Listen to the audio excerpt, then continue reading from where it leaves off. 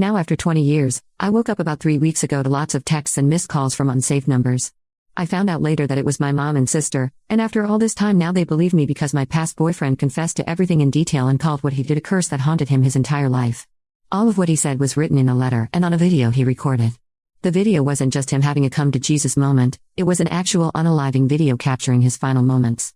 He wanted me to know that God was on my side and punished him on every single path he took, starting with the passing of his best friend, and that he was tired now and couldn't take it anymore. He asked for forgiveness and for me to visit his grave so at least his soul didn't continue to be haunted, and along with that left me a hefty amount of money he saved. I got copies of his letter and disturbing videos sent to me even by strangers. Not only to me but to my husband and children, none of which knew my past. I don't know what to do now. My husband and children are traumatized and my family is bombarding me to forgive them. They want to meet my children and be a part of their lives now after all of this time. I don't even know if there's anything to forgive.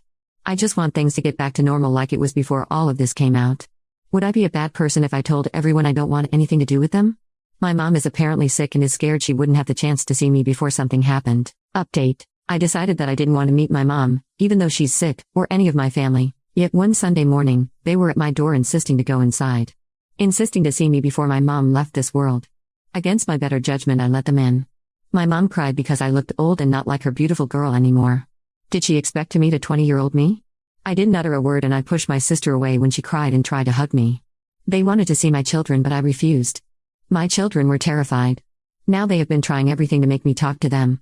I have tried to report them to the police but they yet again proved themselves to be useless. My children aren't feeling well. We are in therapy, especially my son who doesn't even want to look at me, even now.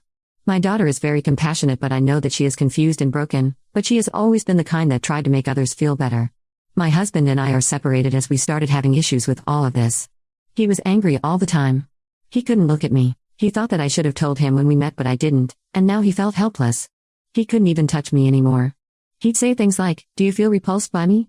Do I remind you of what happened every time I have touched you?" He was going mad so he said that he didn't want to be with me anymore. I begged him to stay not only because I love him but because our children, especially our son, are hurting and we need to help them, but he said that separation is better so our son can get time off from being with me and living with him instead. My grapist wife is suing me for the damage that her husband left me. They have 4 children who are all traumatized by what happened. They still live in my hometown and everyone knows them. Seeing what happened to my children, I feel nothing but sorrow for his children too. None of them asked to be born. The woman who provided the alibi was outed. I heard that she's lost her job and people are harassing her. Even with my past, these past months have been the hardest on me. I cry myself to sleep every night. I have lost everything I care about. I wish he never admitted to anything and just let the past be.